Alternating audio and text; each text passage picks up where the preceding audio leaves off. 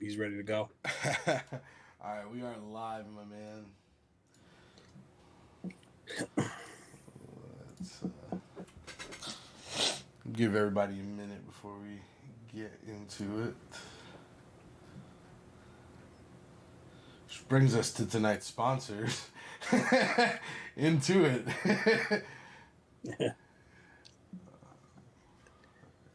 Into it. What are they? Taxes? Yeah, TurboTax. Oh, okay. TurboTax. I love TurboTax. Oh yeah, big time. I used to go to H&R Block. Oh man, they kill you over there. It's like $150, $200. One day I tried to do TurboTax, and it's been like 10 years in a row.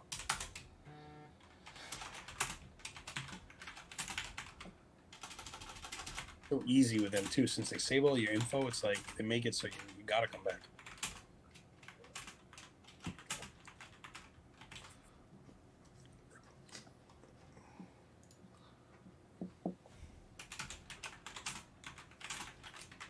Oh, actually, I forgot too. We're also going to be doing some a little Q&A too. Okay. Should have some. Okay, I got you. Should have some questions from the stream.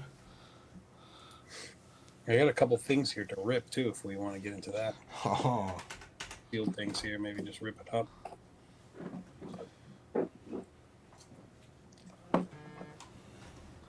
I think I have one blaster of Prism draft picks, or as I like to call it, Prism first. Yeah.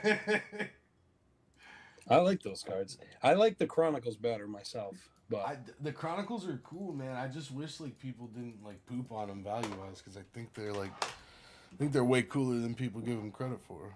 I love. I mean, is there a better rip than Chronicles? It's like every card is a good card. There's no goofy linemen. There's no kickers. There's no. We did a solo box break and probably pulled like 10 of each Burrow to Herbert. It's just such a weird dynamic because when I was younger, the minor league cards were like they weren't mass produced like they are now. But I remember like my neighbor had like a Tony Gwynn Hawaiian Islanders 1982 card when I was this is probably like 87, 88. And it was like the talk of the neighborhood, this one minor league card of Tony Gwynn. Everybody wanted it. It was worth like 500 crazy bucks or something.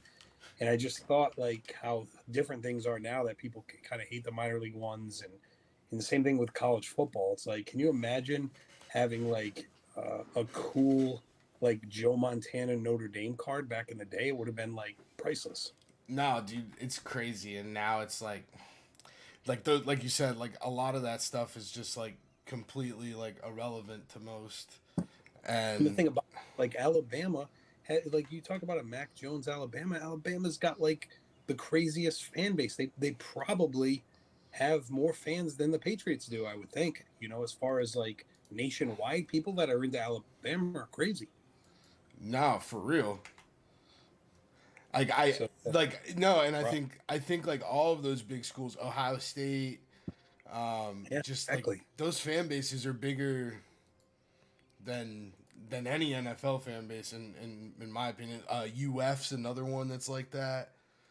Yeah, it should just be like their first card they have. That should be a sought after card. Now, granted, then this Chronicles we wouldn't be able to get it. It's all kind of like it's all part of the system. So like if this Alabama card was a very sought after Mac Jones, then we wouldn't be able to buy Chronicles on Target for $20. It'd be Flip City. Oh no, exactly. I personally I was talking to Cowtown and Enzo about this maybe like 2 weeks ago.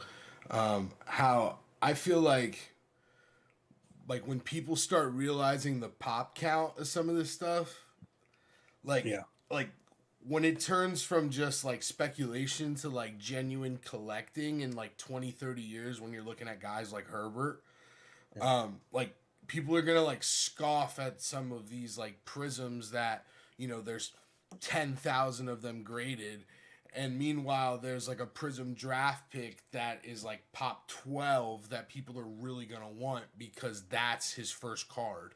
Yeah. Like Prism, Black, Silver, and stuff like that. Those cool Yeah, cards. exactly, exactly. Well, It's just man, All right, go ahead. No, you're good. I just want to welcome you. Thanks for coming and hanging out. First podcast episode, so really excited to have you.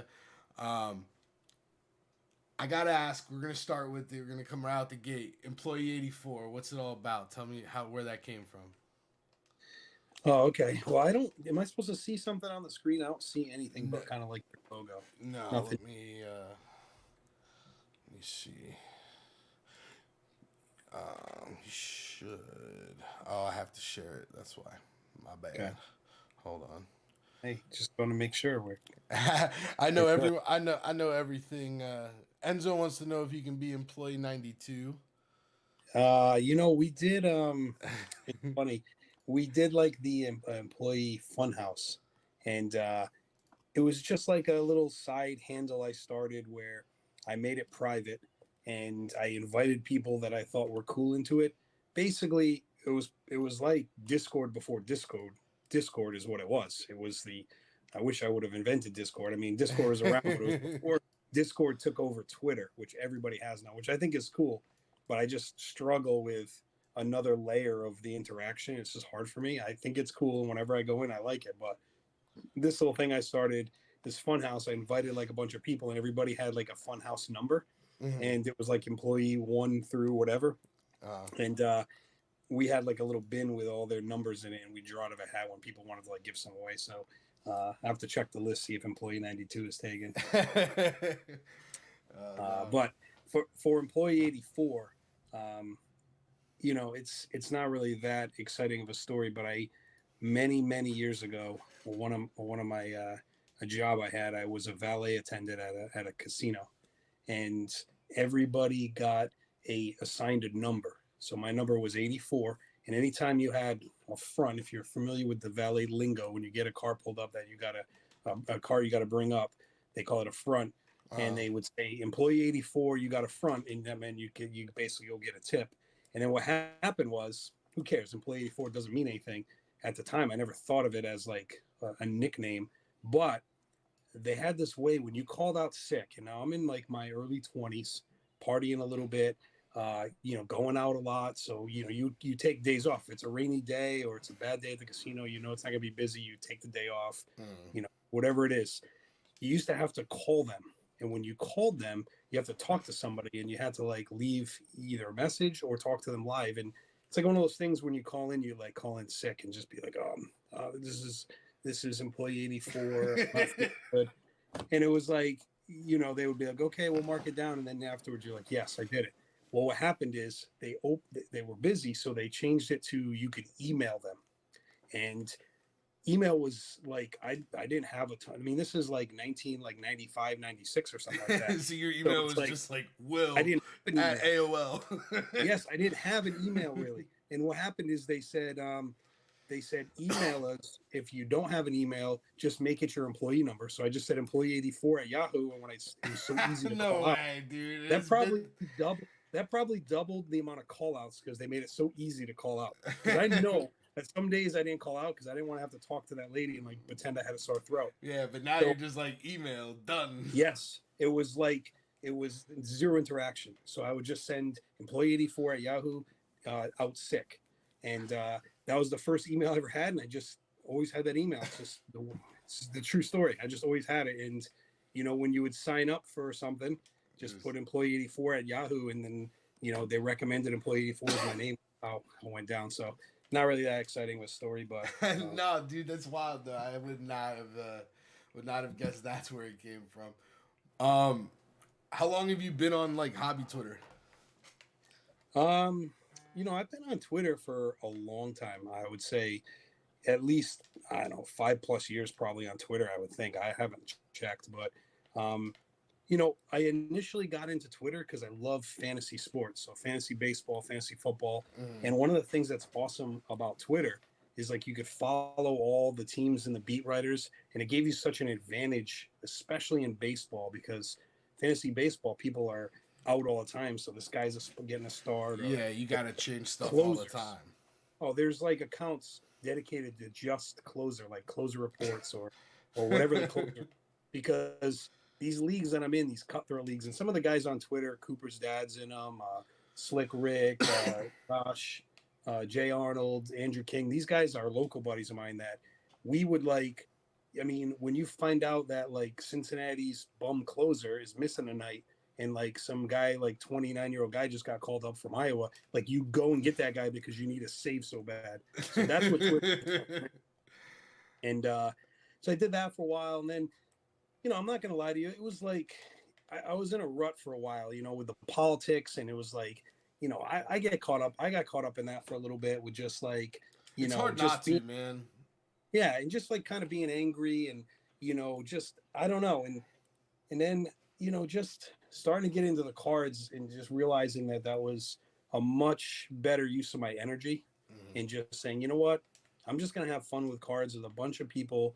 Whatever you're into with cards, what I like about the hobby Twitter is whatever you're into is possible on hobby Twitter. It doesn't matter if I'm in a stack sale right now with that rubbing his racing guy. Uh, He's got like 20-cent cards that I'm claiming. I think it's awesome. This is like a random 20-cent like Jim Leonard card that I just claimed. yeah. But on the flip side of that, I'm like looking at somebody posting like a Luca Prism Mosaic rookie, like before Mosaic came out. It was like Yeah.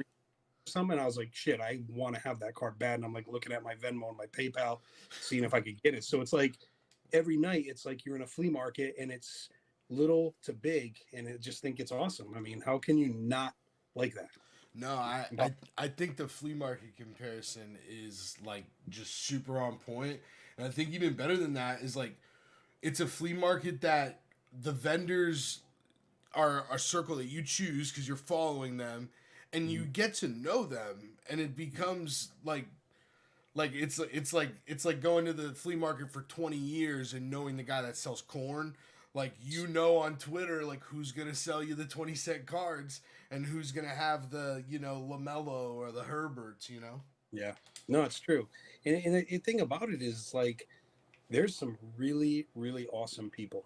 And I never really did a lot of sales. I've been doing more sales lately because I just enjoy the transactions. I enjoy finding stuff. I enjoy having it. Sometimes I get doubles. Almost everything I buy now, a lot of times I'm buying doubles. And so I'll sell some of them, and then I'll buy something else I like. And it's just like having fun. And like now, almost every time I do a sale, like almost everybody pays with Venmo. Like it's just a cool group of people. I always Yeah. come through, I mail it out, but it's like level of trust and commerce that's happening now. I just think is so cool. And I get frustrated sometimes because I don't know why there's so much negative energy towards people. Like there's negative energy at times about people just doing their own thing. It's like you said, you don't have to follow everybody, and there's just so many different levels that even if it's something that I'm not really into, I respect the hell out of it that someone's doing that, like those repacks and stuff. So like Yeah. Ryan's a big dog. I've been following Ryan since the beginning. We had a couple little projects we almost got together with early on. He wasn't doing like $1,000 repacks when he started. He's built it up, and he keeps pushing the envelope. And I don't understand why that's not exciting for people. Like that's fun. You don't have to buy. I I don't think buy a I dollar think repack. part of it, man, I think part of it's just envy, man. Envy and jealousy. Where like because look, like even if you want to sit there and I actually think a lot of the stuff Ryan does is fair. And I say a lot because there's always exceptions to everything, right? Yeah. So there's always gonna be some stuff that I'm like, it's a little too much for me, whatever. But I think it's crazy that like people go at him the way that they do just because he's doing it, but he's very upfront with everything that he does. I I don't know what more you could ask for in that regard. To me, Twitter is just a big reality show. And in order to have an exciting reality show, you need to have a cast of characters. And if everybody was the same, it would suck. I mean, any show. You go back to like Gilligan's Island. What was cool about Gilligan's Island was the cast of characters. Everyone's a little different. And that's what's cool about Twitter. Everybody's a little bit different. It would be so boring if everybody was the same. I think the Ryan stuff is crazy. I love it. I don't buy $1,000 repack, but I sure as hell watch the video. I think it's awesome. Yeah. And then like this little stack sales that people do, 20-cent sales, awesome. People doing like F1 brakes, and I can't. I'm not really going to get in probably a $200 F1 brake. I don't even know jack shit about F1, but I think it's cool as hell. You know, you guys are all buying. I don't know any of these guys Dude, except it's so much fun. Don't get me started. yeah. So point is, I just think think of it, if people just thought of it like a reality show and just, you know, I don't know. It's just I think it's exciting, and I think that I love that people try different things. And you know, sometimes the other thing too is like you're doing breaks, Ryan's selling stuff, people are selling things. Every time someone's selling something or doing a repack or doing a break or even doing a stack sale, they're putting themselves out there. And like it's very easy to criticize someone about that because they're the ones that are exposed putting themselves out there. But until you've done it, I noticed there a level of respect between breakers, stack sellers, repack guys, whatever it is. They all understand that they're putting themselves out there, and they wouldn't hammer on another person doing it, even if they don't agree with it. The people that are hammering on these guys are people that don't have the courage to do it themselves. That's how I feel. So don't knock it till you try it and see how hard it is. So stack sales, breaks, all that stuff. That stuff's hard to do, and I think they deserve a little bit more respect for putting it out there. Not everything's going to work. Sometimes things are going to go a little too far, but as long as people are not scamming and ripping people off, and I would never retweet or support anybody that was doing that. I think everyone should just enjoy the ride. Yeah, no, I 100% agree with you. Like, there's just so much room for everyone. There's so much room to just do you, and Yeah, just I think I think part of it is like, yeah, like they don't want to put themselves out there, and then on top of that, instead of finding it in yourself to actually take the courage and do that, they want to bring someone else down and knock them out of their happy place, and it just sucks. I see it all the time with with bad experiences with people joining breaks, and they say bad experiences, but like you don't really know the whole story until it's out there. And I think it's very easy for someone to just go out there and be like, "Oh, f this guy, I'm never dealing with him again," and yeah, then let Twitter just eat at them yeah, instead of like a message like, "Hey, let's talk about this." yeah, Oh, you said you're gonna do this, but you haven't done that. I think there's so many blast posts that yeah. they don't even have the conversation beforehand, and I think that's really the thing that's missing. People get so bold behind a keyboard or behind their phone, Mm. and they just want to blast people instead of like treating each other like humans. It sucks.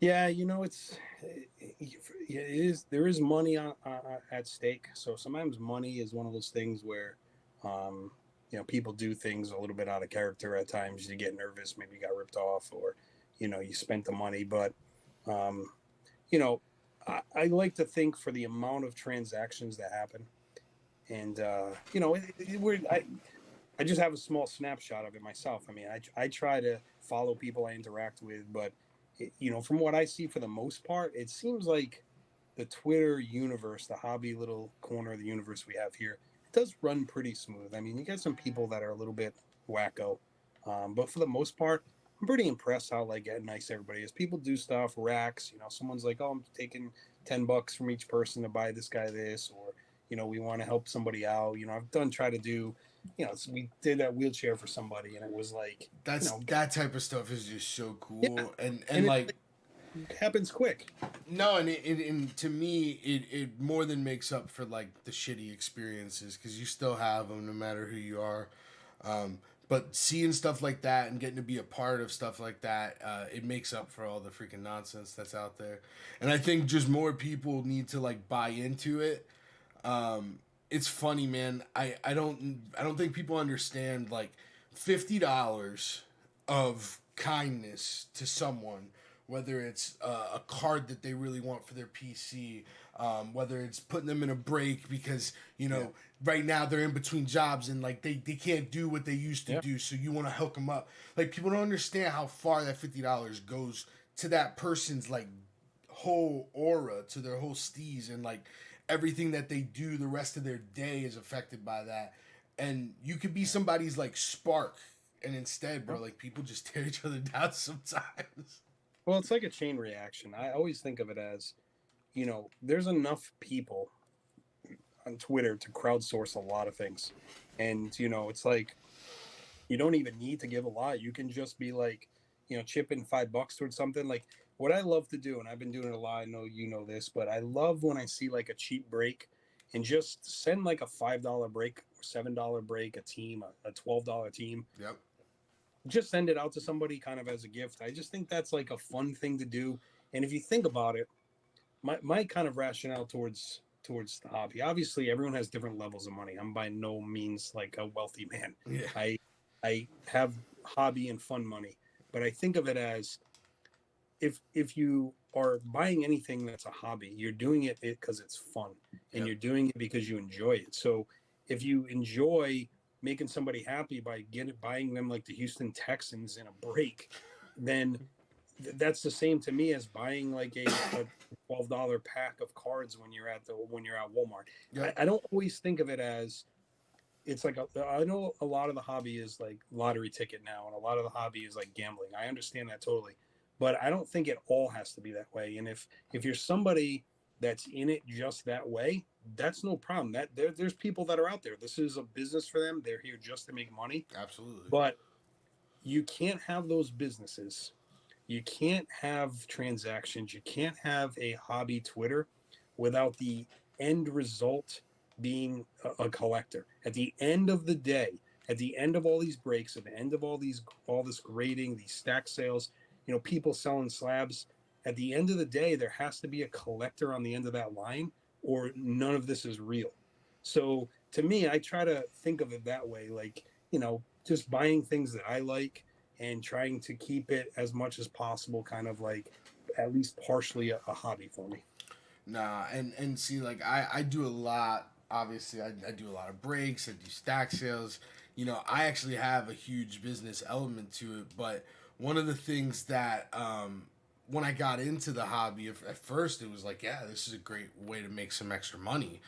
And then as I started putting more time in and meeting people and uh, joining different breaks, different sales, getting different types of cards, getting cards from you that like Rat Packs and all different GI Joe and like getting Marvel stuff from other people and just kind of seeing the whole like world of it. I was like, there has to be a way where I can make money in this, but also like have fun and like keep that like childish fun about it because I know my wife can like attest to this, but like my first like 3 or 4 months in the hobby, like I like walked around like giddy, like a little kid. Mm. And like I couldn't wait to get off work to like go on Twitter and see what was happening, see who was buying what, see what was see what sales Yeah. were going on. And I just like, man, if I can have a business in this, make money and keep that joy, like that's what I'm here for. So that's why like that's always kind of been my mission and kind of my stance on Twitter in general is just like, man, if you ain't got nothing nice to say, don't say it. Try to bring positive to negative situations. The best breakers, the best stack sellers, the best repackers, whoever they all love cards. Yep. And that's why people deal with them because they know they love cards.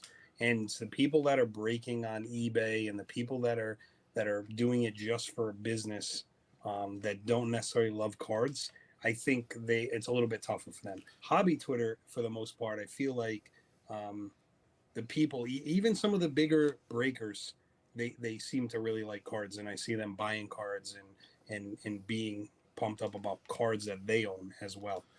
So Yeah, as long as I'll there's a tell love for you. it, I think it's good. I'll tell you my favorite people to break with are people that like are genuine card guys that love cards. I feel like you can kind of sniff out a fake at least Yeah. if you've been in it long enough. You can kind of sniff out the people that just, and that's fine. I Yeah. just would personally rather support someone who's has a similar mission to me, which is like Yeah. keep the joy of it. Um, what was I gonna ask you, man? It was oh, grading. You've been getting some cards graded? Yeah, it's crazy with the grading is, I've collected cards for a really long time. I started really getting into cards in like about 85, 86. I graduated in 1992, so when I was like in fifth or sixth grade, kind of started getting into cards. I remember one of the guys, his name's Rick. He's actually on Twitter. He had an 84 Donruss Matting, 84 Fleer Mattingly, and everybody like thought it was the greatest card ever. That's when I started really getting into cards. I just remember that card was a couple years old, and it was like, man, I want some cards like that. But grading was something. I think I got my first graded card maybe 10 years ago. It was a PSA card. And what's crazy is at that time, I bought maybe 10 or 20 slabs. And I always collected like the same guys growing up. I loved Jordan, obviously, who doesn't? Yeah. Loved Gray, who doesn't? Bo Jackson.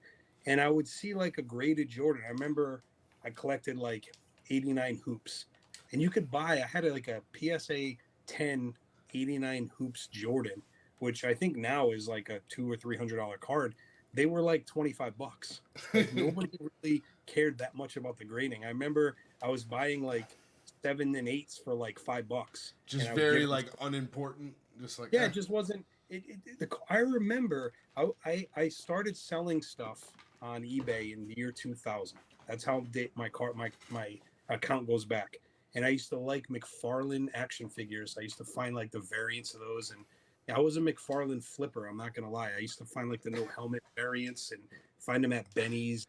And I remember I found a Warren Sapp no helmet at Benny's, and I sold it on eBay. I bought it for like $10, sold it on eBay for like $80, and I thought I was a kingpin. Yeah. Like that was it. I was Tony Montana right there because I found this variant McFarlane. But the slabs, I just would buy them. I just thought they were cool. That I still think my favorite thing about slabs is like, this is gonna sound goofy, but like when people come over, when my friends come over that aren't into cards, they know I like cards. They'll be like, you get any good cards? And I'll pull out my slabs and like show them some of the cards. I'm like, how about this? Like, this is like a 1956 Jackie Robinson. Like, check this out. And it's just cool when it's slabbed to pass it around and take a look at it. And like, I don't know. I just think it's cool. It's like a way to show it off. Now, as far as the companies go, I always just liked PSA. I mean, I had other ones. I had some SGC, some of the old like Green Label ones. I had some Beckett's. I just liked the look of the PSA. This is the kind of the classic look. Maybe it's plain, whatever.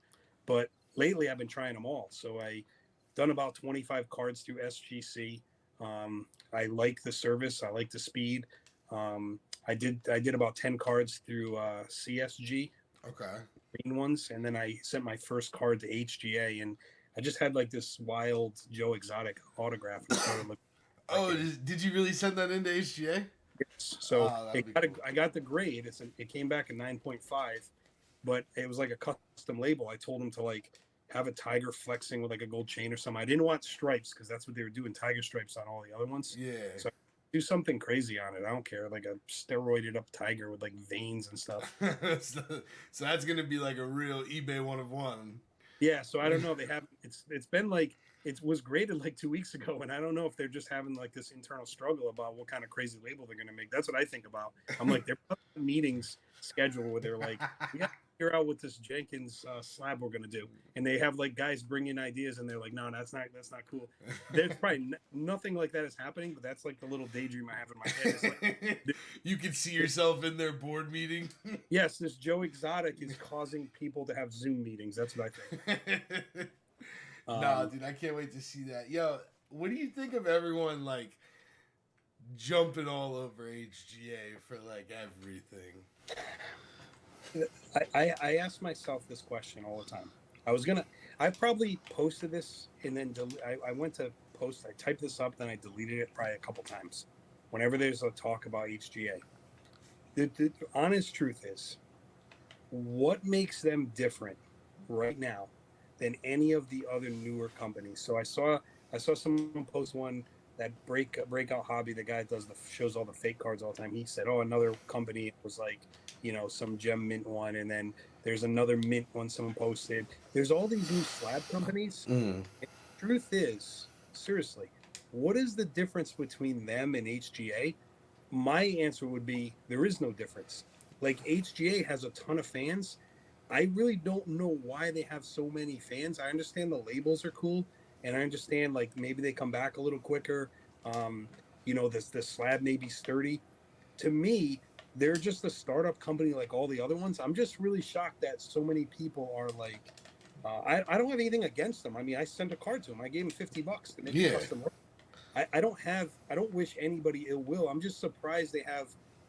I understand people not liking them because they've made some mistakes and it's easy to pick on them. But yeah, at the flip side of that, I just don't understand why some people are so passionate about HGA when there's a lot of new companies that look have slabs that look okay. I don't know. Think yeah, about that. yeah.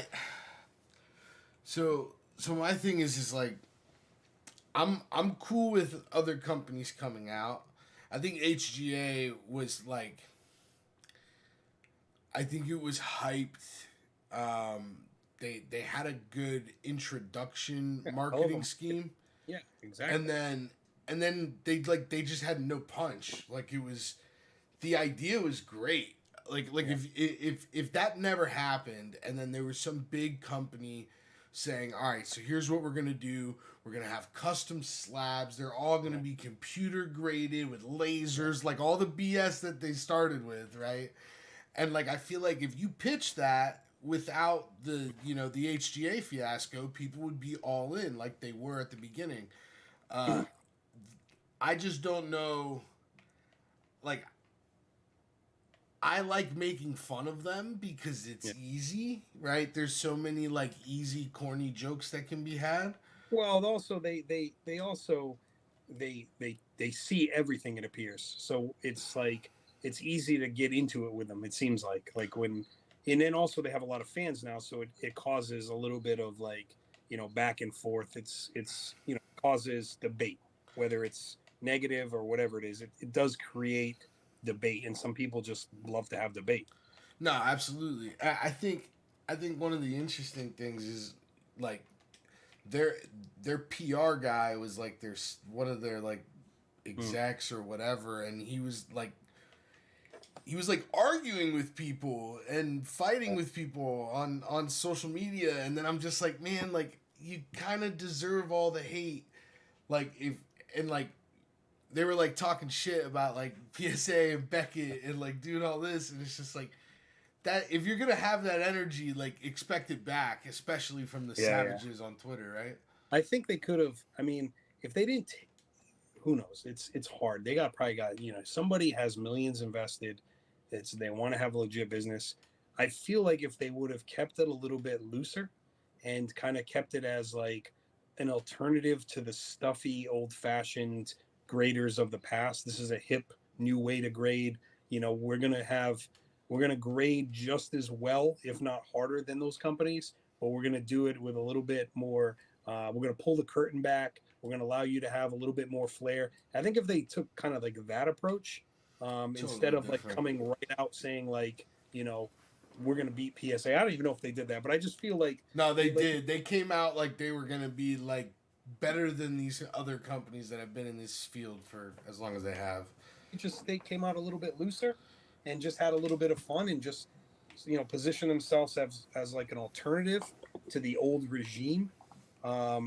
I don't know. Maybe things. Hey, I'll tell you this: you look them up, the things are selling. For what it's worth, I think SGC is okay. I don't like the slabs that much. I think they're a little bit bland. I know someone will say like, "Well, you like PSA, aren't they bland?" Yeah, I just something about the SGC ones. Also, they're a little bit big. I don't like the way they fit in my box. Whatever it is, I don't hate on them. I have a couple. I have a Bruce Lee one that I'm going to keep probably forever. I love this Bruce Lee one. Um, but I just think that it ultimately does come down at some point to like when you sell stuff, and a majority. I'm a firm believer that every card you have will eventually be sold someday, whether it's by you or your kids or somebody down the line. And a lot of people now will grade some stuff to sell it in order to buy some more stuff. And it's crazy to me that SGC, while PSA is basically hampered right now hasn't had more of an impact on the market when it comes to the values. Now everyone's going to say, well, vintage cards still do well. No problem with that. But why don't the modern cards do as well? I mean, It's I because sold it. people tell each other that they shouldn't. Yeah, well, I mean, I think it's a little more than that. I mean, the hobby, like the hobby Twitter is like a percent of a percent of the hobby. So, a percent of a percent of 1% of the Oh, hobby. that was the one So thing it's I like, noticed the most at National is like we're all like yeah, freckles on the ass of the yeah, hobby. exactly. It's not. So like I'm just talking about random eBay. I had a Prism Black Herbert that got a 10 at SGC, and the latest comp on that was $180. The same exact day or the day before, a PSA one sold for 500. That's so stupid. So it's like that's crazy to me. And so some people say SGC grades a lot weaker than PSA and one grade's harder than the other. Regardless, SGC right now for some reason I don't know what it is. I don't know. I just feel like will they ever have a better opportunity right now for to make a dent on modern cards? I don't think they will. I think that it's not going to change. Some people are saying like, well, SGC will do better, or PSA for modern cards is like a base Prism Lamello, or not even Lamello. Say like Patrick Williams. A base Prism Patrick Williams cannot be graded by PSA right now because no one's going to send that in for $150. Yeah. So the only graded slabs in the world for like a Patrick Williams or like a lower level rookie, a $20, $30 It's gonna card is be going to be another SGC company or or HCA, one of those ones. yep, or And CSG or yeah, and they just this is the opportunity of a lifetime for those grading companies to take advantage of PSA being down, and the market to me is not really reflecting that they're taking advantage of that. I don't know. Maybe I'm wrong. Maybe I think one of the things to think about too is like I wonder how much of it is impacted by the people that were sending cards to PSA and were flipping them and making extra money, and now instead of sending them in anywhere, they're holding, yeah. and that kind of stifles the cycle a little bit. Yeah, I mean I have some cards that I've like kind of put aside, but I have my oldest order at PSA. So full disclosure, I have about 300 cards at PSA. From when? The oldest order I have was mailed in the October like 15th, and it was put into the system like January 5th or something like that. And that's like the oldest order I have. It's like a 35 card order.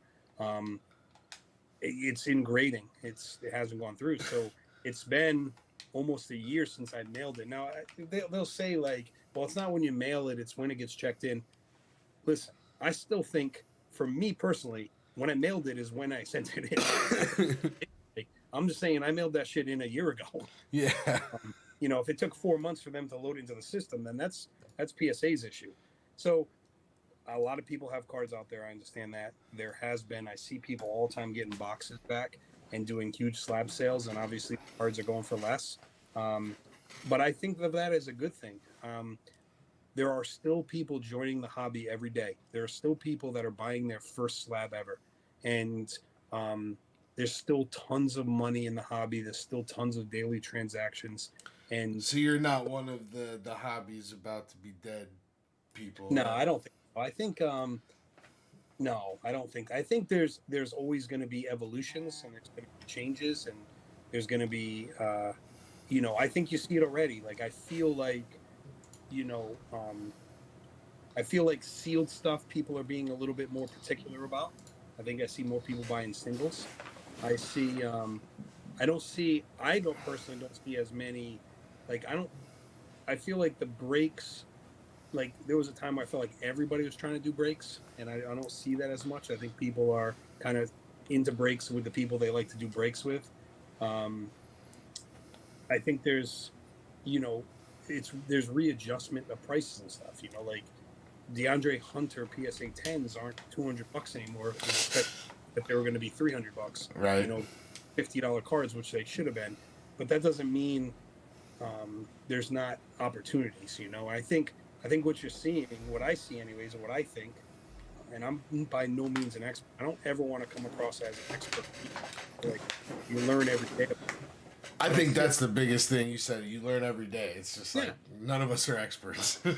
But some people on Twitter, like they think like, oh, you have a bunch of followers, you try to be an influencer or something like that, or you're a know-it-all. Somebody got on me one time because I said I think that you're going to see an influx of slabs where the prices will be really cheap, and the guy was like, oh, you think you know everything about the hobby. It was a while ago, but the point is, just my opinion. I think it's good. I think the hobby is well. I think what happens is people are looking for other things. F1 is taken off because it's something new and everybody doesn't have it. And that's always driven the hobby is like having Dude, something that not everybody has. those F1 boxes, F1 Chrome, are now $2,000 a box on eBay. I was buying those boxes when they first came out, like 350 a I think it's box. cool. Just something different in soccer. You've seen a explosion of soccer, and I think part of it. I mean, the soccer guys will tell you it's like the biggest sport in the world, and there's 3 billion people that watch soccer. I don't doubt any of that, but I think for the hobby Twitter and for my friends, it's driven by the fact that everybody has 15 Zion rookies, but not everybody has 15, Holland rookies. It's just like a total new thing that people are like, finding new people to cheer for. People are watching F1 because they want to find a guy. They want to they want to be first in something. You're never going to be first right now in like LaMelo Ball rookies, but you could be first in some F1 guy that only like diehard people know about. So I got into F1 actually due to F1 Chrome first releasing. My buddy Ruckcap was like, "Man, you're really gonna love this stuff. Got to get into it. Got to watch the Drive to Survive on Netflix, all the whole nine." So I started breaking it, got into it, and decided that my favorite driver was George Russell. And I went on eBay, bought a bunch of George Russell stuff, some cool like out of 70 sapphires, and just probably spent probably $600-700 on some cards. And about 2 weeks ago, he signed to Mercedes for next season, and that's like the biggest team in F1. And now his cards are like 6 or 7 times what they were It's in crazy. just like a month and a half period. You know, a lot of people don't know that he's actually Kurt Russell's son too, which makes it a little extra interesting. I don't know if you knew that little nugget about him, Goldie Hawn and Kurt Russell's son. Do you think F1 though is like going to go through that cycle that all new hot things go through, where the cards will eventually settle down, or you feel like it's still coming going up? I I mean, you think got to invested, so you have to pull yourself away from your investment. Yeah, Um, no, I think the first year stuff is gonna obviously be interesting, especially for some of the guys that have a chance to be like, some of the best. Max, obviously Lewis Hamilton. I think their stuff from this year's product is gonna be really valuable because it's scarce. It does not have the print run that other products from Tops has. Just because they didn't really, they didn't expect it to be what it is. So that's why those cases. I think people started to do some of the numbers on some of the cases, and we're like, we got to start buying these up. And I think Blowout has a single box for 2,500, and that was a little less than a case when it came out. I think it'll go up. I think it'll get also oversaturated, almost like soccer did, yeah, where I think people get too hyped and they overpay for stuff. And I think Tops and Panini are both starting to take a lot more advantage of that, where they're like, these people are gonna buy it anyway. We'll just price it whatever the hell we want. well, they'll beat it to a dead horse too if they lose all the other stuff to Fanatics. I mean, you'll get F1 out your ass once if that's all they got. Oh yeah, I Crazy. I think Tops and Panini are probably gonna have to do a deal with Fanatics at some point. Yeah, yeah, I think. I don't know. One of the kind of things along the subject that's one of the underrated parts of hobby Twitter is just how much you can learn about these things. So like I dabble with the soccer guys, the Jay Cutler group, and they have a little like chat and they have a little Discord, and I learned so much about soccer guys and which like up and coming guys. I see it too with F1. You can learn a lot and then kind of dabble a little bit and pick up cards. Guys that have first stickers and things that I would never really know myself. I think that's kind of a little underrated part of Twitter. If you really do like collecting cards, people. Not everybody is trying to sell somebody like magic beans that they're going to become $1 million cards. Some people are like, hey, this guy is like playing in some league of soccer and he's 19 years old and he's got a possibility to like go up into a different Premier League or whatever it is, Yeah. and his stickers are only $8 right now, and I've been buying 10 of them. Like you see something like that. It's not someone saying, "Hey, buy these stickers. This is the next big thing," and they're overcharging you. There's people that are like into collecting that you can learn a little bit from, and sometimes those cards, those things are hitting. No, I think that's super important, man. I think people I feel like there's a lot of people on Twitter that act friendly with each other, but they don't actually like become friends with Yeah, people and really dive in and get into some of those group chats, some of the discords.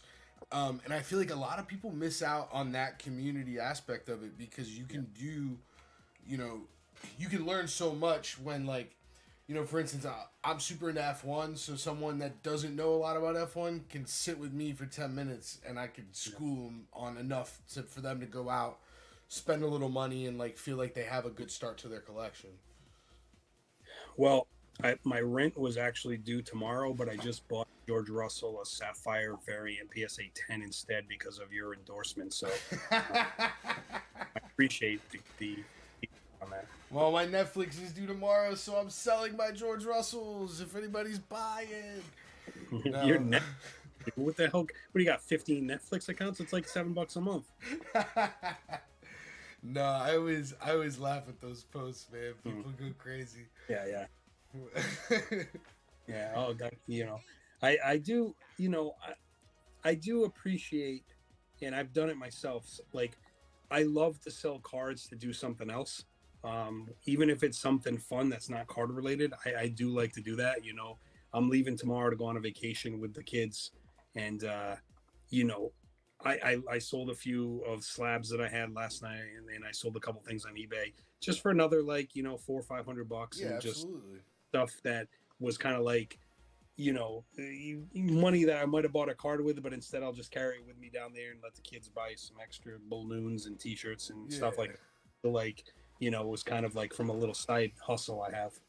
No, and I think that's I think that's totally fine. I don't like when people are like like Oh, making up random my electric stories. bills do, yeah. Yeah, it's just like, come on, man. It's just, or like just sell the card. Like I've been there and I've been in some bad Yeah, spots, and you'll see me sell some stuff, but like I'm never gonna be like, oh, my fridge broke. yeah, yeah, yeah. Oh man, it's tough. My kids need some milk. I also love the story of when you sell something to buy something that's like a story. So like my oldest turned 16. I got her a little car for her birthday, a little like $3,000 like Hyundai, Sonata Boombata we call it, and I sold my top NBA Top Shot that I had, and I used that money. Like I put that in a separate account. I sold a ton of those when they got hot, Hmm. and I started with like $100 and cashed out with like 3 grand, and I used that to buy the car. So I always tell my daughter, I'm like, NBA Highlights actually bought this car for you. If you think about how crazy that is, That's and nuts. maybe they'll be worth more down the road. But for me, I just love that story of that I sold those to buy that car for her, and I'll always think about like that little thing that happened with those. No, I think there's a lot of cool stuff like that. NFTs and all that. That stuff's crazy, but to hear stuff like that is always really cool. I always just tell people if you're gonna get into it, like play with what you can afford, Yeah, right? You can afford to lose. I can't even my brain. I'm not the smartest guy in the world. My brain can't really comprehend it, and I also feel like with something like that is I don't. I hate being late to the party. I want to be early to the party. I opened up like 10 NBA Hot Shot packs, Mm. Pop Shots. I don't even see. I don't even know. I don't even see what the hell it is. Hot Shots, Hot NBA shots. Top Shots. I opened like 10 packs like the first month they were there. Like I just one whole night I just kept buying packs, and so I started with like a shitload of highlights like right away, or whatever the hell they call them, moments, Yeah, whatever. moments. I Yeah. started with a bunch right away, so I was in it early, and so I feel like with like sloths and these other things, I'm just kind of late to the party. I don't really totally understand it. I know Midwest box break, Ben's been like doing tutorials on how to do it, and I can see how you do it and watch the breaks. You know, Ivan does some stuff. I feel like part of me is like, I don't know. I have a certain bandwidth right now. It's like I don't know. Coming That's out of the that's my pandemic, big thing. It's like, man, I don't have enough hours in the day. If my day was 30 hours, maybe I could find the time to do that. yeah, But it's just, man, it's nonstop between all the other, responsibilities, yeah, CJ, work, and then yeah. all the There all the extracurriculars before you know it. Yeah, I mean, coming out of this pandemic is, things have activated pretty quick, and it's like, I don't know, definitely takes up a lot of your time, different hobbies and stuff that you're doing. So one thing I wanted to talk to you about, what's going on Cans for Cards? Tell us a little bit about that. So, cans for cards, something we started last year. Just I always try to do something fun, something charity related, something that, if I'm going to put my time into it, I want to give back a little bit. For me, it's one of those things that I just feel good about using, you know, uh, my I don't want to say like status on Twitter, but like I have 5,000 followers, so there's 5,000 people that I can try to rally for like a good cause. Where if even all of them just put in $20, we could make a legit difference towards a cause. And so I don't take that for granted, and I respect the people's time and getting involved. Try not to be pushy with it. But last year I was just like, let's just try something. I always have these wacky ideas, and I thought about like, what if we had a raffle and people could donate cans of food to food shelters in their area. So you don't have to. It doesn't have to go to Red Cross or anything like that. It can. It's fine. But like, maybe get people a little bit more active in their own community to kind of see what's going on and go to the supermarket and just bring cans down to the local shelter. And if they did that, then they could enter this raffle. And what I would do is kind of twofold on the community, where you get some cool prizes, which I'll start with and donate some cool stuff. But then also everybody throws in $20 to donate towards the cans and things like that. So last year we did about 6,500 cans. I learned a lot last year. So a couple people told me like it's actually better to like give $20 to like a shelter than give them 20 cans, because that $20 they can turn into like 40 cans. So Yeah. people that are familiar with the shelters told me that $20 goes a lot farther than 20 cans. So I'll be encouraging people to like, maybe donate $20 instead of the cans, or Yeah. or both, or both. Some people are doing it as life lessons for their kids. Bringing cans into a shelter and letting their kids see, how to give back. It's a little bit more hands on than just, PayPaling over $20 to a place, which I thought was cool. But last year we did 6,500 cans. We had tons of people donate. We had a lot of awesome raffle prizes. I wanted to start it up October 1st. I had a bunch of things going on with the family, and I'm going on my vacation. So when I get back, I'm really going to go at it as far as hyping it up, getting people on the books for the cans they donated. Prizes are still coming in. One of my buddies, Jay Arnold, 21, he actually donated an awesome Court Kings blaster. Those are like Nice. 125 retail, and they go Yeah, for like those are the ones that were like only like Australia or some shit. yes, so he's got the one this year's one with LaMelo in it. He donated one of those to add to the raffle. So That's uh, sick. prizes are coming in. I expect more prizes. I know you did a bunch of credits. Other people bought break credits from you. I mean, there's usually a few heavy hitters that also add some nice boxes. I'm sure they'll add in again. So we'll have an awesome raffle. We'll do the raffle Thanksgiving weekend, so Turkey Day weekend, probably like that Saturday Okay. after Black Friday, and we'll just raffle off some prizes. I'm mostly doing sealed stuff, slabs, break credits. Not doing too many raw cards. Uh, we have the PWE treasure chest, so I got my first one in today. Got the box over here. It's gonna be sick. So I got this box. It's going to be a bigger box than this, but the first one came in today. So this is from Champaign, Illinois. It doesn't even have a return address. People just put my name and CFC on it, so I know it goes in here. So we're going to fill this. This is just a regional box all I had right here, but I'm going to have a large flat rate box. Ah, it's gonna be sick. I'm going to load that up. Somebody didn't pay for one of their stacks from me, so I have this here. I got a few of those. I'm gonna send them to you. So this is going to go into the, and I tell you right now, there's actually some good cards. There's like a $30 worth of cards in here. This is going to go into the PWE if he doesn't pay before the raffle. So a lot of people want to do that. I haven't even begun to really like hype it up yet. I just threw it out there. Got plenty of time, but yeah, it's just one of those fun things. And to me, it's like makes you feel part of something. So this is all part of the thread of the community. So it's helping people out. It's doing those racks. It's doing things, but also this kind of stuff. I don't know. I just think it's a lot of fun. I get a lot of DMs about it. A lot of people asking me. And what's cool is there's people that I don't really know that just DM'd me saying, "Hey, I'd like to get involved. What can I do?" So I just think that's cool. I'm looking forward to it. Yeah, nah, man. Last year was a lot of fun. Honestly, man, this whole drive last year, I was only at this point. I was only in the hobby for maybe 4 or 5 months, and watching all of it kind of unfold, and people donating prizes, people donating cans and money, and just watching it all happen. I was like, dude, I got to get in, and I remember hitting you up like, hey, like, what can I do? Can I throw some break credit, whatever, and it honestly like made me like appreciate what was happening, and that it was this community that we interact with on a daily basis coming together and like actually making a difference for people and helping people. It was just really awesome to see. So I have to say a lot of the stuff that I try to do kind of stems from that initial like, awesome. Oh shit, like you can do this. You can get a group of people to do something cool. But you know what's crazy out of these kind of things is there's a lot of people that are out there that want to get involved in this hobby, people that want to be part of this community, people that want to sell cards, people that want to join it to sell their cards, to sell boxes, whatever they want to do.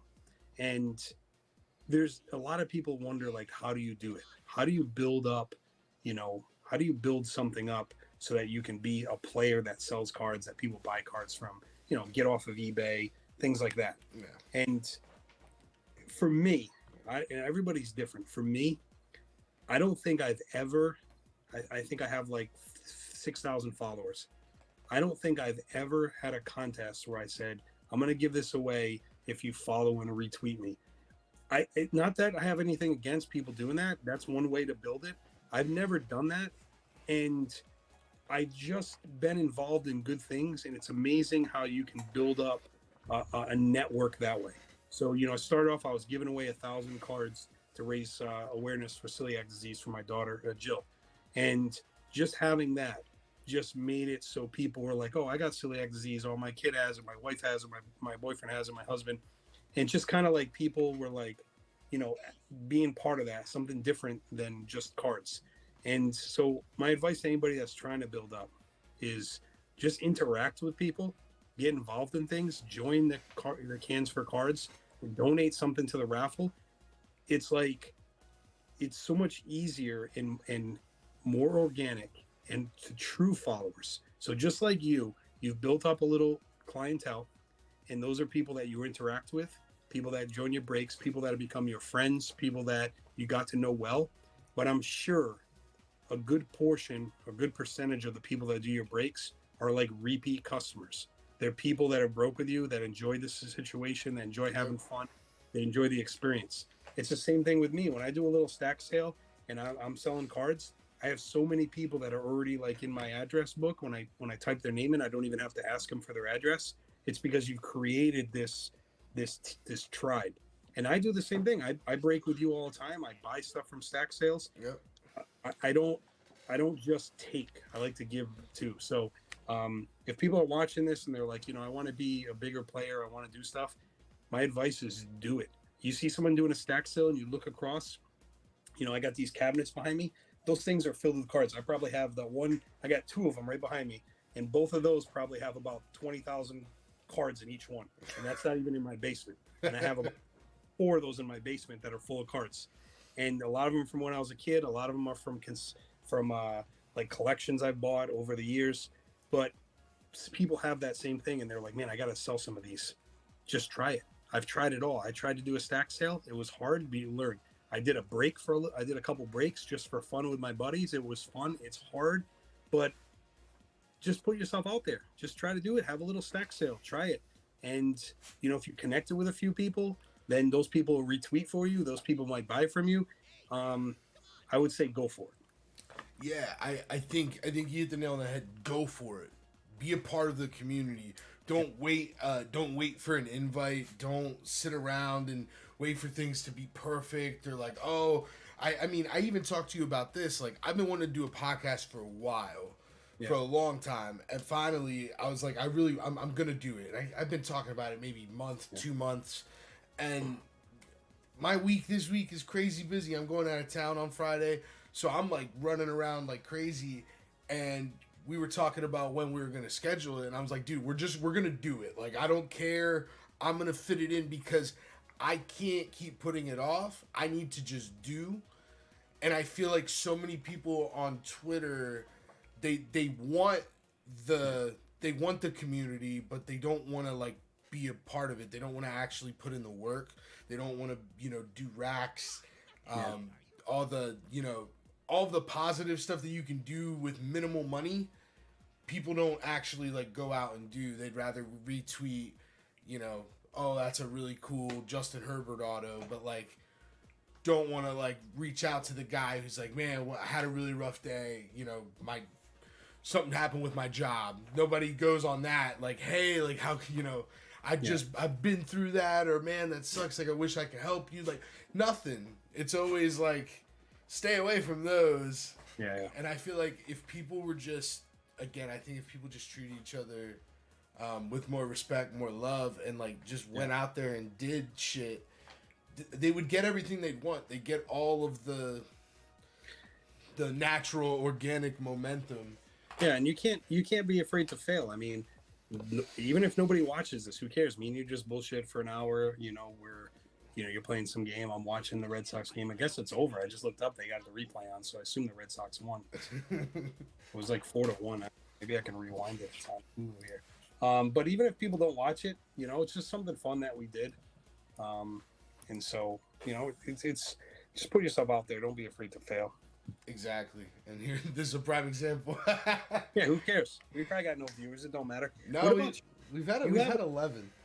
I'm going to tell you something right now that's probably you're gonna say, why didn't you tell me this sooner? I didn't even know if this is a thing, but I can't like see you. I just see your game. You can't see me? No, you probably don't have the camera. I probably have I'm probably sharing the wrong screen. That's all it is. I don't know if that. Here we go. Watch this. No, I mean everyone else could see what was happening. But Okay, let's good. try this. Now you should be able to see me.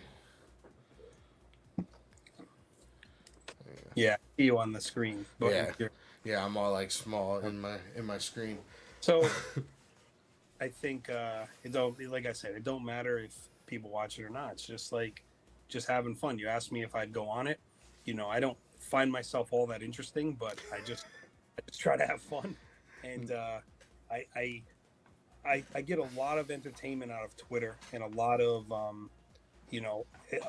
it's just a lot of, I just absorb everything that's on there. I just think it's interesting. Like, I can't tell you.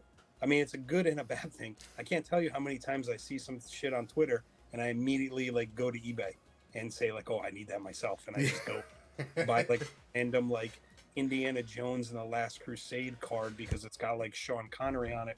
I just do weird stuff like that, and I find it, and no matter what it is, like I see. The crazy thing is, there's something for everybody. So like, Old Dirty Mooch, you know him? He does like WNBA posts all the time. Yeah. he posts a thing about WNBA and about how this person is like, big time, big time prospect for WNBA. And I'm like, oh, well, you know what? I'm gonna go see if they got a silver prism, how much it is, and I just find one and buy it for like $7, like it's nothing. Yeah. I love that kind of stuff. I love it. No, man. Twitter is it's a crazy thing. Um, the people you see, good, bad, ugly. But one thing I just love, man, is it's a community. I really appreciate having you on. Anything that any of us can do, the LEH, Samit, Cowtown, Thundercats, Enzo, and anyone in our Discord, anything that we can do to help with the Camps for Cards, let me know. We'll talk about it. I really just want to make sure that we've done everything we can to make it as big as possible, because I think it's just a really cool thing. And I think it really does have the ability to inspire some people to do more than, just lip service and actually give back. So definitely keep us posted on that. We'll make sure to blast it, share it, all that fun stuff. So you think, okay, so we've been talking for a little bit. I mean, are you ready to start the podcast now? Are we good to go? Yeah, so let's get into it. Welcome. No. We had these plans like of stuff we would talk about, and I didn't even ask you what kind of video game. What game is that? I don't know. That looks like it's I don't know. I just started playing it like yesterday. It's called Dandy Aces, and you just kind of run around and you do magic tricks at bad guys. I don't really know how else to describe it. Like a little rip off of like Gauntlet. I used to love that game when I was a kid. No, exactly. It's just it's very similar to that. And then you go into like the next like dungeon tier or whatever. Berserker. Heard of that game? It's one of these games, bro. It looks all cutesy, and then it whips my ass just all the time.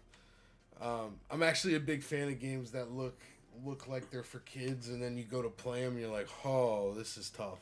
See, the problem with that game for me, just looking at it, that if you would have showed me that game in like 1987 and said, this is the game from the future, 2021, I'd be like, holy shit, video games have not improved much.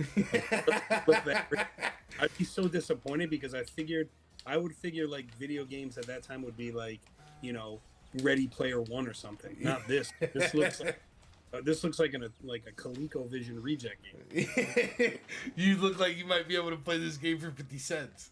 Yeah, it's like this is like no one's lining up quarters on the machine to play this game. I mean, this is a new game. Jeez. What games you been playing lately? You told me you were gaming. Well, I always liked video games, and when I was actually a kid, my mom worked at an arcade. She was like, they had a snack bar, and my mom was like the manager of like the kitchen. And so we used to go to work with her when I was like, 4th or 5th grade in the mid 80s. And I used to play video games. I loved the Gauntlet. I loved Kung Fu Fighter. I loved the Car Warriors. These are all games I used to play as a kid. I especially loved Gauntlet because I didn't have a lot of money, so I could make like a quarter last for like a half hour in Gauntlet. Wizard for life.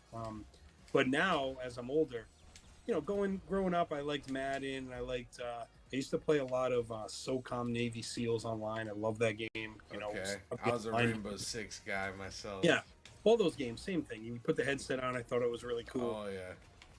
Right now, I went through a phase where I was playing a ton of the game Destiny. I don't know if you're familiar with that. Oh, I am familiar. I've spent many hours. Yeah.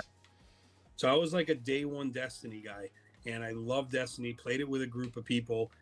Local guys would play, and just had a great time. I was on part of a raid team, and I remember I was on this raid team with like all high school kids, and now I'm like friends with them on Facebook, and they're all like laugh at me that I still play Destiny because they're all like having kids and working. They were all like 13, 14-year-old kids we started playing. Yep. Now they're all married and out of college, and they're like, "You still play that shit?" And they laugh at me. And I'm like, You wait till you're 45 years old. You'll be back playing. It all comes back.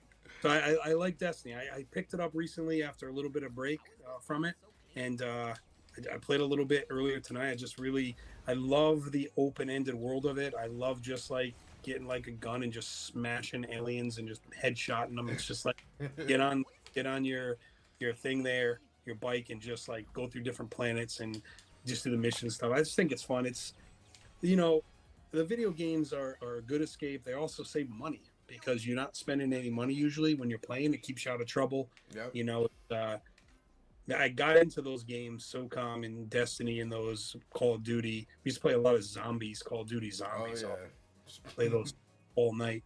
But that kind of stuff to me, sometimes, if you got a wife or a girlfriend or something that makes fun of you playing that, to me, what's the alternative?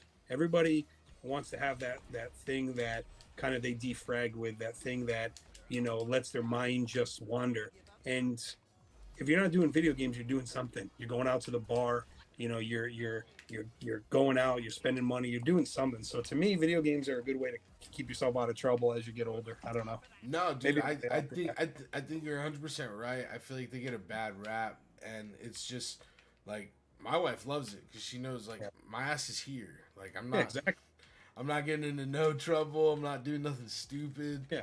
Everybody goes to bed. You're just playing some video games. You just some. It's to me, it's like watching a movie or watching like I don't really watch that much TV. Like I'm not the kind of person like I've never seen like Breaking Bad. I'm not like a binge watcher of a show type person. I did watch the Squid Game because that was kind of wild as people were telling me about it, which I thought was cool. But I don't usually watch a lot of shows or movies. If I got free time, I'm like doing some card stuff or playing a little Destiny. Yeah, me and Enzo were super big into Destiny. Actually, right before I got into the hobby, like I think the last game that like I really dug into was Destiny 2, and I wasn't doing anything hobby related, so it was like we'd get off work, we're like calling each other on the way home. All right, like putting the Yeah. kids down at 8:30. We'll be getting ready to go do this raid or go do the nightfall or I whatever. love So the nah, thing that's dude, I love frustrating. that shit. The thing that's frustrating is I need like a whole new group of high school kids that kick ass that I just piggyback rate on. I can't. I don't have a Sherpa anymore. I need a Destiny Sherpa. Yeah, no, I'm waiting for the next one. The next one, I'm definitely, Yeah. you know, I mean, it's just like the video games for me. I do a lot of stuff with the kids. So like I coach travel softball with my oldest. I go to all the games. Like tonight was a perfect example of like a wild night in my life. So had to work all day, and I had a couple Zooms for work. I work in like the medical industry, and I work for a company that like sells medical equipment. Been there for like 20 years, and do that kind of stuff during the day. And then I had to take one of mine to school for a field hockey game. The other one had a soccer game, so I was bouncing between those two.